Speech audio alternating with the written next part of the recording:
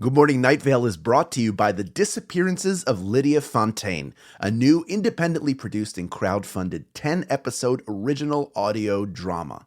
Set in a deceptively familiar world of electronic surveillance and machine-mediated communication, The Disappearances of Lydia Fontaine follows Lydia Ryan and her friends, lovelorn Ethan and wannabe internet sensation Dee, as they struggle to unravel the mystery of her mother's disappearance. Escape the sinister Fontaine family, and survive the feud over her grandfather's supernatural legacy. It weaves bitter family drama and high-stakes intrigue with fantasy and cyberpunk elements to create a surreal mystery about secrets and grudges, old books, big data, and the promise of infinite knowledge. And do not forget the talking birds.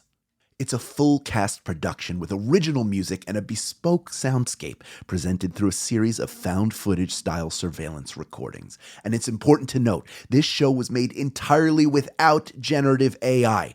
Even the computers are voiced by human actors. Episodes are free, and you can start listening right now with the Season 1 finale due to come out on August 16th. For more information, go to lydiadisappears.com. and find The Disappearances of Lydia Fontaine wherever you get your podcasts and start listening from the beginning. Insurance isn't one size fits all, and shopping for it shouldn't feel like squeezing into something that just doesn't fit. That's why drivers have enjoyed Progressive's Name Your Price tool for years. With the Name Your Price tool, you tell them what you want to pay, and they show you options that fit your budget.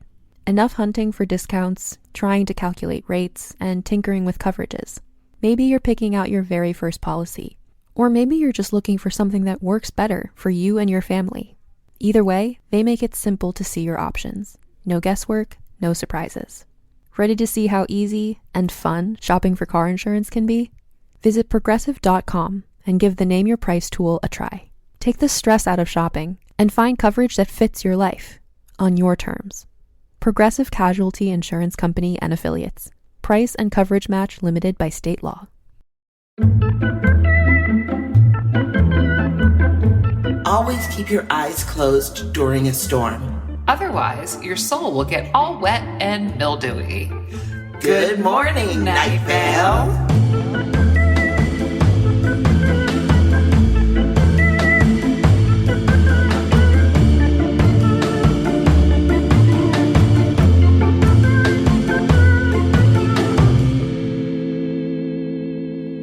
Babes, it's me, Symphony. And it's me, Meg. And Hal's not here. So the absence of Hal is here. We're just your co-hosts. Just today. Co-hosting. And we're sitting next to each other, sharing one microphone. Can you believe it? It's adorable. It's an adorable time in an adorable place. And we're being this adorable because we have dedicated our lives to recapping the Welcome to Night Vale podcast episode by episode because we think it's important. And today is January the 11th, and it is 8:24 p.m. Pacific Standard Time. And we have come today to talk to you about episode 126, A Door Ajar, Part 3. The original description of this episode is, Old Town is destroyed by the Phantom Ocean. Let's talk about it. Let's talk about it. Let's talk about it. Symphony and I are here. Our beloved comrade Hal needed the night off tonight, and we feel like he should have what he needs because he's a good person. Yeah, and because we're not capitalist slave drivers. Nope. Not in this country. We're here for the journalism. We're here for the journalism. So yeah, we have just been on a massive holiday break. Absolutely. So the last time we talked about a jar part 2, it was November for us. Can you believe that? So much has changed. So much. But, really the big problem is that this Phantom Ocean has now come and taken out Old Town, and people have been unalived. Literally unalived. I think they said those words. Yeah. And also people have been displaced from their homes. And of the people that have been displaced, people are taking those people in that are like a good community would, I guess. And you know who some of the best people are to take people in? It's the pirates. The pirates. The really tall one, Dr. Shouty, Old Wood Teeth, Rebecca, naturally the captain. Right. And they're being really good hosts. Yeah. Although the fish toothpaste. I don't know. Yeah, I think I wrote that down. I wrote calamari toothpaste, which I wouldn't buy a whole tube of it. No. But if someone had it at their house, I'd be like, okay, fine, that works for the night. Because also, I don't really, the flavor of calamari itself, like, I don't think it has much of a flavor. Like, for me, calamari is more the texture. Yeah, and like then like the fried. Usually Yeah. I'm eating fried, like calamari fried, or sometimes stuffed. Yeah. But like, yeah, it's mostly just the taste of fried. I actually recently had where was I? I was in Mexico, and I had a calamari. I thought it was going to be the little rings. It was not. It was like the whole body. The whole body, the whole tube. And they were fine, but they were like just grilled. It didn't really taste like anything. That's what I'm saying. So I don't know if I would like that as a toothpaste. Although, to be fair, I don't like any toothpaste that isn't mint. Yeah. Because there are ones that are like orange and stuff. I don't like that. No, I don't like that. I'm a mint. I'm like specifically, there's two brand of toothpaste that I've used like my whole. Can we not talk about it because they're not sponsored? They're not a sponsor, but it's an Aquafresh product. I'm just going to say it. Iris uses a strawberry toothpaste. Really? Well, she's a little baby. She's a baby. She doesn't know any different also. No. And she eats it. She doesn't spit it out. Right. Well, that's because it's a lot. But you're not supposed to do that with a regular toothpaste, right? No. You're supposed to not. Like, I didn't know if that was a myth. That you're not supposed to swallow. You're not supposed to swallow. It's like, I mean, you're not, I don't think it's going to kill you, but I don't think you should. Wait, will it kill me? I think that was my tummy. Was that? It was my tummy that picked it. Hopefully we got that on the recording. But yeah, I don't like any other toothpaste that isn't. But I'm a Sensodyne girl because I want my teeth I have cold issues. Yeah, Sensodyne's helpful for that. Yeah. But yeah, so they're great hosts. And apparently all the bad hosts have been like, Cecil shamed them a little bit. Yeah. Well, I think as they should. As they should. You welcome someone into your home and you're going to what? Like not provide for them? You're going to make them have to ask for toothpaste. What, are you not going to feed them? Are you not going to feed them? They're going to come in your home and they're going to be like, you're going to have to ask them if they're hungry and not just immediately have food for them to eat. Yeah, exactly. How rude. How rude. But yeah, overall, people are being taken care of but we're really just trying to figure out what's going on. And the freaking tourist board is being shady. I feel like maybe it's because the last time I listened to this story was in November, but I feel like I missed a step because it's like okay, we knew that there was something building with all this water and stuff happening. And then, okay, now Old Town's destroyed, but like the battle between the marine biologists and the tourism board, like what happened there? Yeah, like... Did they kill them? Oh, I thought it was some sea monster. The sea monster killed the marine biologist. Right, and that's what they were going to dispose that blobby cube. Okay. With the sea monster. But I'm like, I don't know. To me, that didn't seem, I'm like, that's leaving something open for like something else spooky to happen, maybe. Yeah, and then the tourism board just kind of like later days, they were just like... They're like, okay, never mind. Because people got like, at the funeral. For the body parts of the... Which, yuck. That's probably the least way I want to die, is being ripped apart by some weird sea monster or whatever. Yeah. Yeah, I also felt a little confused by that, but I think it all came together like a little bit in the end.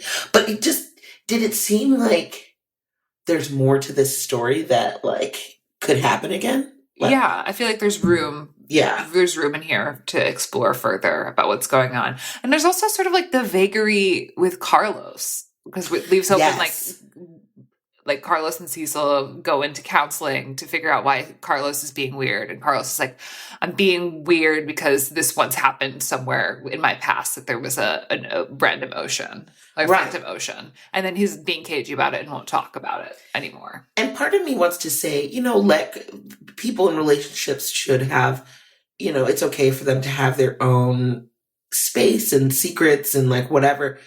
But also, I'm like, if it could cause like a big danger, he said that if you were really in danger, that he would say something. But I'm like, maybe prepare people like so we could look out for it. Maybe you just don't see it. Yeah, and also like if it's messing up your relationship so much that you feel like the other person has like changed and isn't being themselves, then like you got to sort your shit out. Yeah. You can't just walk around being mopey all the time because like something in your past is triggering you. And I think they kind of got to that point of it not being fair to like keep big things like feel like you're avoiding your partner. Yeah. You know, because that can't be healthy for the relationship. The partner's going to think that something's wrong, and nothing good ever comes of that. I think communication is key, kids. It is. Just say it. Just say what you mean. Say it, don't spray it. Ask for what you need, you know? Yeah. I mean, I think that lesson can be taken into all of our lives. Also, I think another theme that was going through this episode was seeing the beauty in tragedy. Like when Cecil was talking about like, while, you know, there's the devastation in Old Town, there's also like the beauty of seeing the water from the top of that building and all that stuff. Like in going back to Carlos, I think he feels like, okay, I love this man and all that stuff, but I'm like, there's so much more under the surface that could be dangerous. Yeah. You know, that it just needs to, I don't know, I think it needs to come to light. Also, I don't know how I feel about the tall one being the therapist. I like it. Do you? Okay, well, I guess like of the people the people that are in town, I think maybe because the tall one is a newer person to town, maybe that makes them more objective. Yeah, and they're taller. Which is that a requirement for therapy? No, but I guess they can really see more of what's going on. Physically. Yeah. And of the all the new visitors, also the captain has got his fusion restaurant. So they're settling in.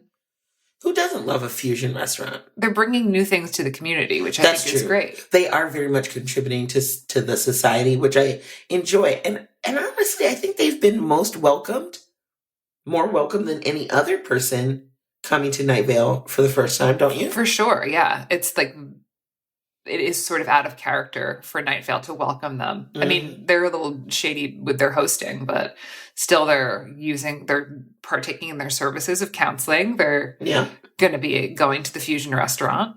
Yeah. So. What kind of fusion restaurants do you like? Tex-Mex? Yep, that's good. I think one of my favorites was Korean Mexican. Okay.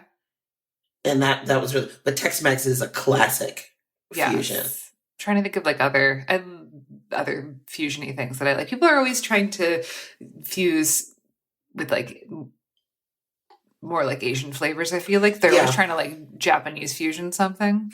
Yeah. Yeah. I think because some of those flavor profiles are not easy, but they're readily available in a way. You can find those things. And I don't know, people are always looking to make something new, I guess. But I don't know. I just like food. As long as it's good, that's all I care about. I like food. I feel like people are always fusing Mexican food. Mm-hmm. They're fusing Japanese food, Chinese food, Thai food. There's a lot of Asian fusion. It's a whole vibe. But people really aren't fusing Italian with much. No, you are right. No one's got the lasagna sushi happening. What would that be? Just or the seaweed and then but you'd have to have some sort of cheese in there somewhere, I think. Yeah, I guess because it's very dairy heavy. But then Italian and Mexican would be a good fusion. They're similar flavors. Mexican lasagna? Mexican lasagna. I think that's a thing. Or that would slap. A meatball quesadilla. Some sort of burrito. Gabagool burrito? Gabagool burrito. If only. We also got an awesome Deb section. Yeah, it's a deeply emotional plea from, not really a plea, but a deeply emotional time from Deb on behalf of the DMV. The DMV's hurt. I actually really loved this one because it was you took us from kind of an ad for DMV eyeball donation. I'm also imagining, I'm okay, you go to the DMV, but it's after you died, though. Yeah, it's you're but organ donation. It's organ donation after you die, but you can still see. Yeah. I don't think I would want that. No. I don't want to see what somebody else is doing with my eyes. No, because then you have to testify in court. against the body. Just the eyeballs, like, have to testify. How would they communicate? Let's be real, you guys. They don't really flesh that out. Yeah, but I do enjoy how emotional. I don't think we've seen Deb get that emotional before. She got deeply emotional. What can I say? But it was on the behalf of the person who's employing her. Like, about how unfair it was. Yes. We were being to the DMV. That's just such a juicy little monologue. That was, I love when you're given something to perform where it is all just there for you and you just have to just catch the wave and ride it. Well, you definitely did that. Thank you. You know, also, I don't know, I felt the Midwestern, like, charm, like, really there. Like, I felt like Deb in this one was very, like, she would make you some sort of salad with, like, Cool Whip and, like, mayonnaise or something in it. The cool Whip and, like, a can of fruit. Yeah, like one of those. And cut up hot dogs. Yikes. Classic Minnesota. But, like, what is your experience with the DMV? Because mine has always been kind of pleasant, to be honest with you. I've never really had any issues. My recent DMV interactions have been fine. Yeah. They've really things have changed. I took my driving in New Jersey. You take your driving test at the DMV, like on a closed course. And so that experience DMV, I went there with my mom to take my test, and I was in my car, and it was my car that I got for free. Mm-hmm. And we were in line to go into the closed course, and the car overheated. So I remember my mom just like flying out and like lifting up the hood. And, like, and there's just white smoke pouring out of the hood while I'm in line to go take my driver's test. And then I passed, and I probably shouldn't have. I was not a very good driver at the jump. Oh, I thought you were going to say because your car was... I mean, they shouldn't take points away from you because your car is busted. No, they didn't. But you weren't a good driver. I was not a good driver. Did you get into accidents and stuff? No. Okay. I just was not confident. I didn't get into accidents with other vehicles, but my fair share of scraping the side of the driveway, kept pulling into the... Well, that carried on a little bit. Okay, listeners, there's been a couple times that don't tell anybody, but don't tell Hertz or Avis or Budget or Sixt or Europe Car or Enterprise. Look, all I'm going to say is that sometimes friggin' garages are not built for cars to maneuver around. And then sometimes when you're outside, there's maybe the promoter's van. Or poles. Or a pole. You'll hit one. Yeah. Or the parking garage at an airport. Well, that one was too small, no? Yes, it was. And I stopped before I hit it in that situation. My favorite one, though, is a funny term for it, but one time we had lobby call before we have to leave for the next town during tour. Meg was rearranging some stuff in the back of the van with the back hatchback or whatever open, and the garage door of the friggin' place crash bashed and broke glass all over Meg, in her hair, in your shirt. It was in my jeans. It showered. It was 5:30 in the morning too, because we were going to the airport, and it just showered me in broken glass. And I was just I guess we'll just get in the car. And I got in the car, and I picked you guys up from the front of the hotel, and it was early morning. You were all there, which was good. But you were all asking for things. You're can we stop at Starbucks? Can we do this? And I was just get in the car. You were just get in the car. Just get in the fucking car. And we're going. We literally sat in, because it's also the wind is blowing, because the back window is shattered. So the people in the back were holding on to the stuff, making sure it didn't fly out the window. We all rode in silence to the 30 minutes to the airport. Yeah, to the airport. And then I got to the airport, and I was hi. We broke it. It wasn't your fault, though. That was not your fault. No, and the hotel actually did end up paying for it. So. As they should. Yeah. Yes, they should. But I just had broken glass just rattling around in my clothes all day. But anyway, that wasn't technically my fault. No. There's other times when when you're trying to park a big vehicle, for example, at a venue, an unnamed venue in Northampton. Yeah. Anyway. Sometimes things are difficult for us on the road, guys. This is the sacrifices we make to bring you our art. Yes. You know? Anyways, but yes, the DMV has feelings, apparently. But yes. So then after we go to the weather, but then after that, they talk about the therapy and stuff like that and the secrets and the Phantom Ocean. That wasn't his first, but he didn't want to really talk about it.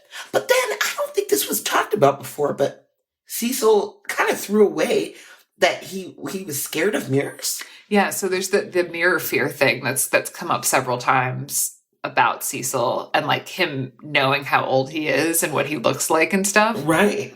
But he has the whole fear of mirrors thing. And it's like also like there's like the Leonard Burton stuff is in there as well. The mirrors are a complicated thing for young and old Cecil.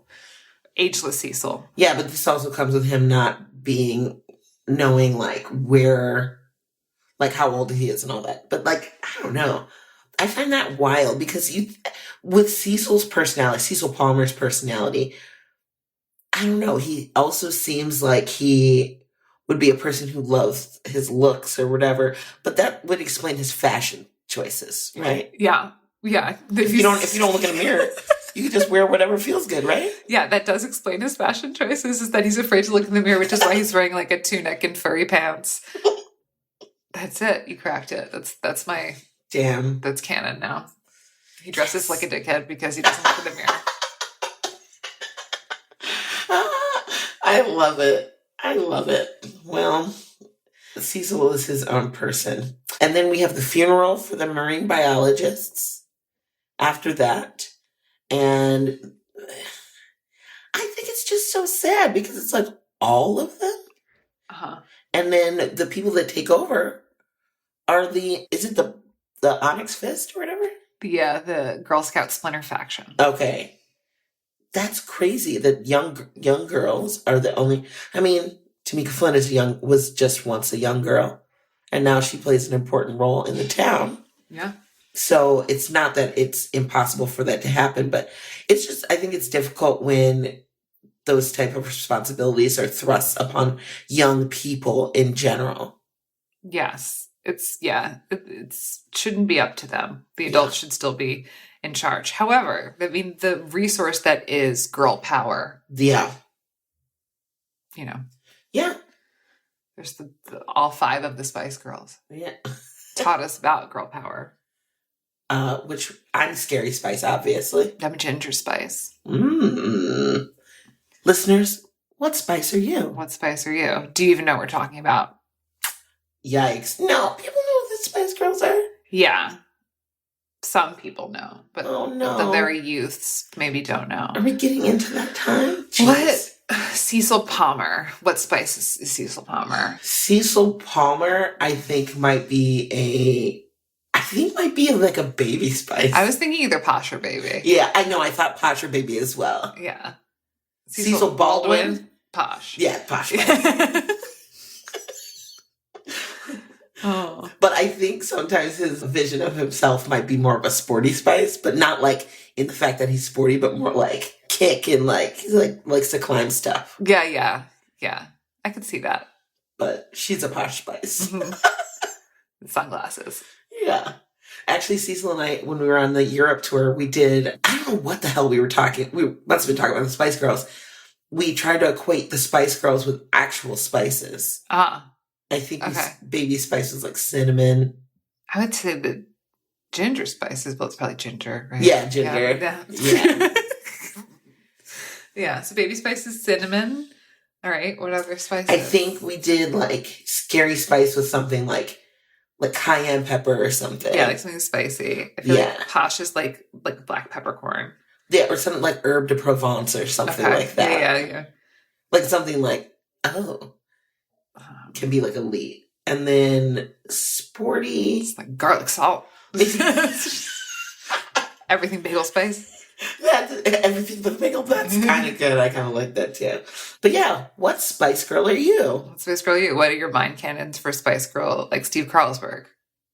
Oh, Steve Carl. He's cloves. Yeah.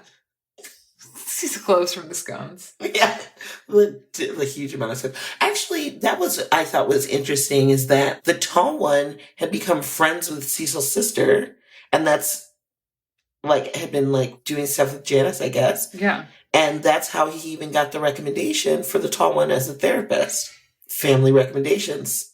Yeah. Do you think he actually got? I don't think therapists should give discounts like that, you know? Or, dude, is that what happens? I don't know. I don't know enough about therapy. I've never known a therapist. But do you know what I mean? I'd take a discount. I don't think that, I mean, there's probably some sort of like ethical, but I don't know, a lot of therapists work on sliding scale. Is that really a discount though? I'm talking about like, they know your sister or whatever. Do you know what I mean? Yeah. I just feel like that would be too close to me. I don't know. I like therapist. I want a therapist that I don't personally know. I want a therapist that knows nothing about me, that I will tell nothing about me, and they somehow have to fix me. Yeah. Just like, you figure it out. That's what I pay you for. Yeah, right? They have to pull out of you like everything tooth and nail. Yeah. I'm paying full price for that. Yeah. And then we get to the end of the episode, which is very horny on Maine. Yeah. And I wonder if that's a distraction. Mm. But either way, I do like that we get a little wink, wink, nudge, nudge. Mm-hmm.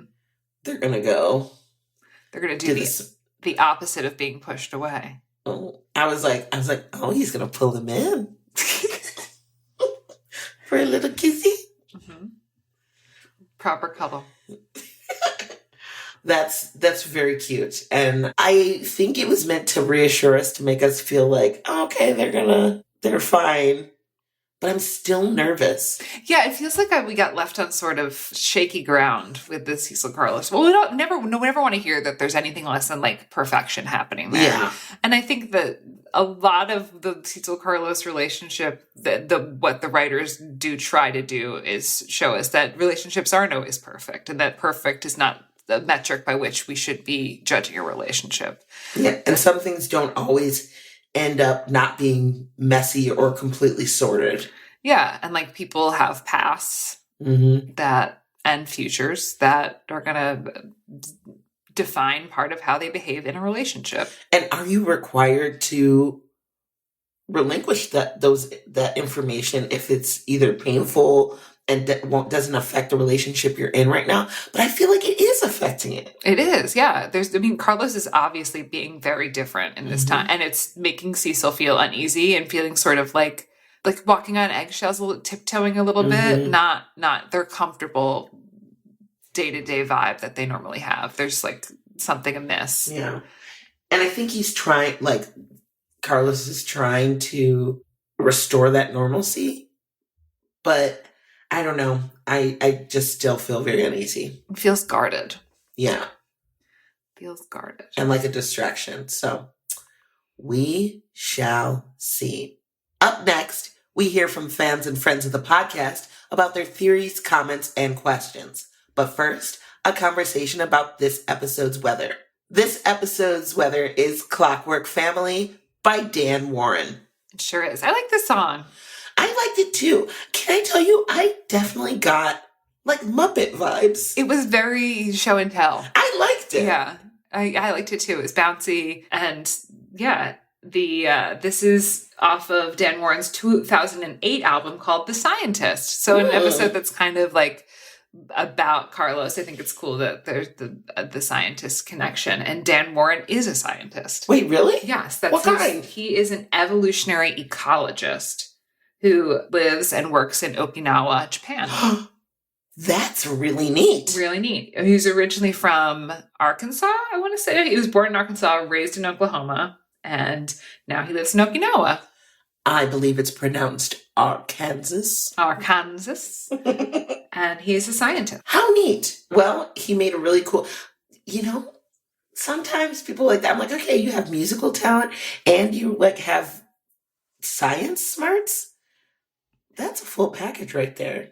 I like that the weather is not necessarily always someone who is a professional musician who is that is their main. Like a lot of times we get sort of hobby musicians or people who are not currently working professionally in music featured on the show. And I think that's really cool to hear from someone who's sort of is a musician on the side.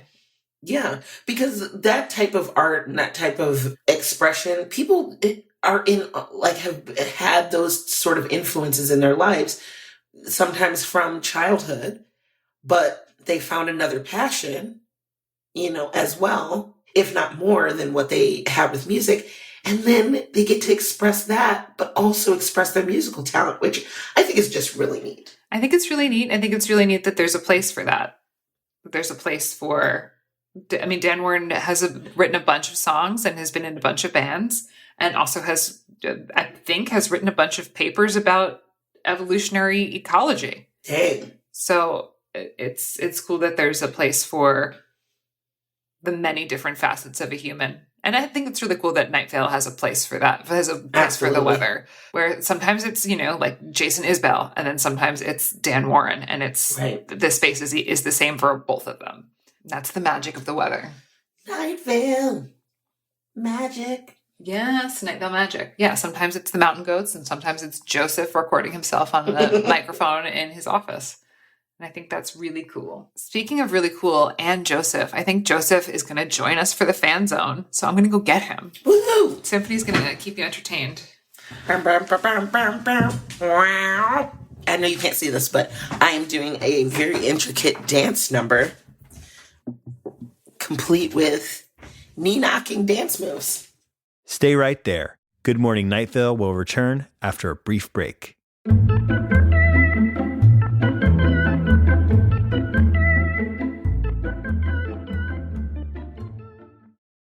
Lately, I've been all over the place. Between touring, dog sitting, and traveling, my routine has become non-existent. Now that my travel schedule has slowed down, I need to get back to eating real food and not just grabbing what I can when I can. And Factor is making that easier for me. Factor meals are ready in 2 minutes and require little to no prep and no cleanup. So even on the days when my schedule is completely out of whack, eating well is still achievable. Like today, I had 3 meetings and a client. By the time I was done, I was hungry and I just needed to eat. So I grabbed the Beurre Blanc filet mignon with Parmesan risotto, and it was delicious. I was amazed at how tender it was and how flavorful the risotto was, and saved me from having to pick something up quick. And in 2 minutes, I had something healthy, fresh, and delicious. So if you like fast, easy, and delicious meals, I think you would like Factor meals too. Let's eat real. Head to factormeals.com/GMNV50OFF and use code GMNV50OFF to get 50% off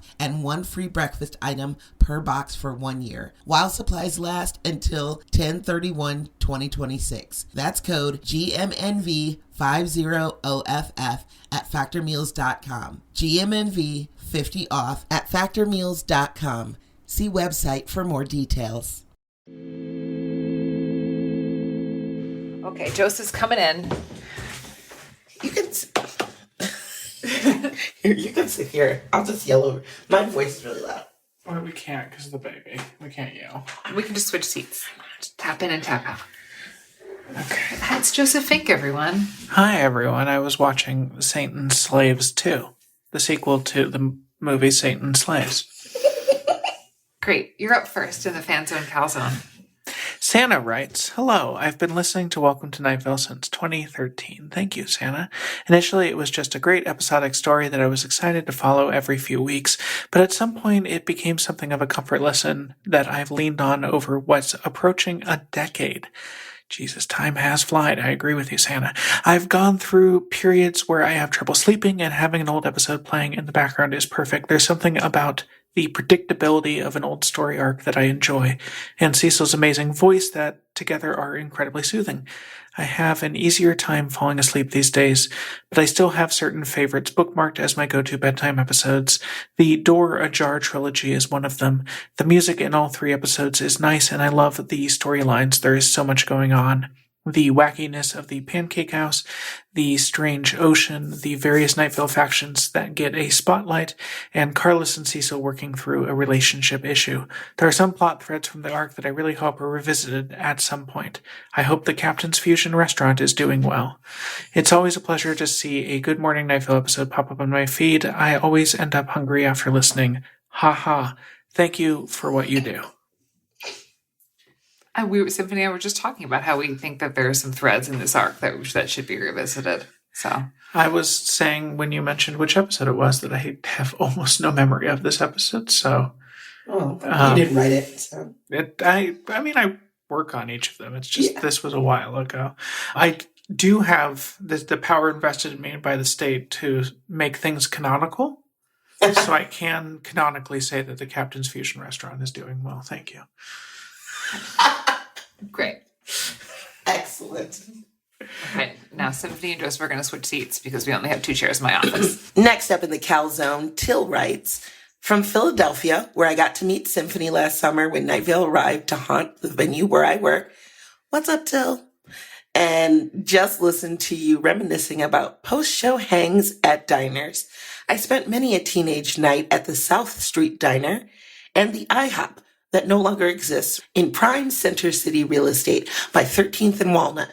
Also, a few years ago, my brother and friends did a 150-mile bike ride fundraiser for multiple sclerosis research and treatment. Our nom de guerre was Team Table Cakes. We have chosen that moniker for the concept of shared pancakes at a diner, like when everyone would crave or appreciate a bit of pancakes, but nobody was going to order that alone. Hearing you discuss table cakes as a concept, like so many other things from Night Vale universe, make me smile and also feel a pang of being understood. Well, Till, you are very understood here. We are also Team Table Cakes. Very much Team Table Cakes. All right, we have Alice. Alice writes, greetings from Gen Alpha. Oh. Hi, Meg, Symphony, and Hal. My name is Alice, and I am 9. 9? I live in Colorado, and I love the show. The episode and character I like the most is the faceless old woman who secretly lives in your home. Ever since I heard episode 26, I have heard strange sounds in my house. I know the faceless old woman only lives in Night Vale. What the heck? I like to cook, and your podcast always makes us hungry. Mom is teaching me how to cook, and I always ask to play you guys while we're in the kitchen. Since we're looking for recipes to try, I was wondering, what was the first thing you ever learned to cook? And bonus question for my mom, who is transcribing this email and only slightly editing for fluency's sake. What do you think the first dishes your characters ever learned to cook were? Much love, forever, Alice and Beth. And then there's a series of adorable emojis. Oh my gosh, how cute. I don't know. What was the first thing I learned? I'm going to answer for Hal. Steve learned to cook scones first. Yes. That's what Steve learned to cook. And the first thing that Deb, probably cotton candy, I think. It feels like a Deb food. I feel like Tamika, the first thing she learned was probably like some like beans in a can over like a fire that she had to make herself. Like, yes. Being supplanted in some woods or something. But me as a person, I think one of the first things, one of my favorite things to eat when I was a kid, and my mom taught me how to make, this is so dumb, fried bologna sandwiches. Nice. Yeah. I honestly love any fried sandwich. Grilled cheese, things like that. I'm an aficionado in making the bread crispy and like salty. Sounds delicious. Yeah. First thing I learned how to cook, my mom taught me how to make soft-boiled eggs and buttered toast. And then you rip up the buttered toast in a bowl, and then you put the soft-boiled eggs on top. Dip it. I've had this. It's very good. What did you first learn to make, Joseph? That's a good question. I don't really remember. I mean, my parents cooked a lot, but the kids didn't cook much.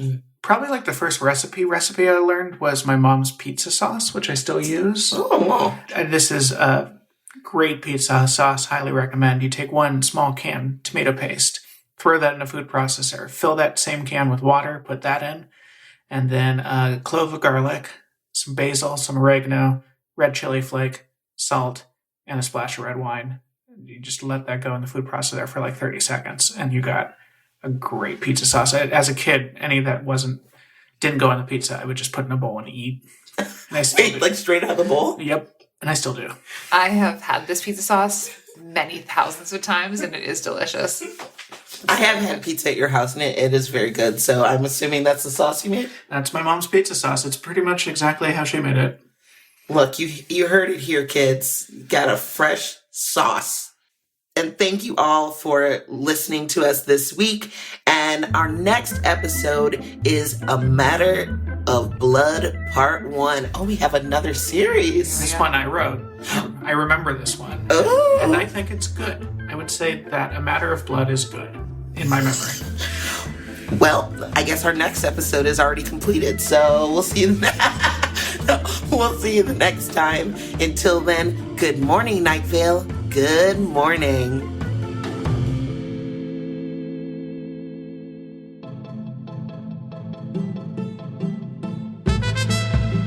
Good Morning Night Vale is a Night Vale Presents production. It is hosted by Symphony Sanders, Meg Bashwiner, and Hal Lublin, who is not here. Guesting tonight is Joseph Fink. This episode is edited by Felicia Dominguez and mixed by Vincent Cacchione. It is produced by Meg Bashwiner. Theme music by Disparition. Email us at info@goodmorningnightVale.com to share your theories and ask questions, or to tell us what you think the Captain's Fusion restaurant is fusing. This show is powered by our patrons, like Arlene Babka, Nathan Philippin, Colibri, Kate Nix, and Adam Kennedy. If you are interested in supporting this show in exchange for lots of fun, exclusive, insider, hyper cool kid content, check us out at patreon.com/goodmorningnightVale. For more info on this show, go to goodmorningnightVale.com and follow us on Facebook and on Twitter at Night Vale Chat. Special thanks to Joella Knapp, Jeffrey Craner, and Joseph Fink. The calzone ingredient of the week is the one and only missing sock.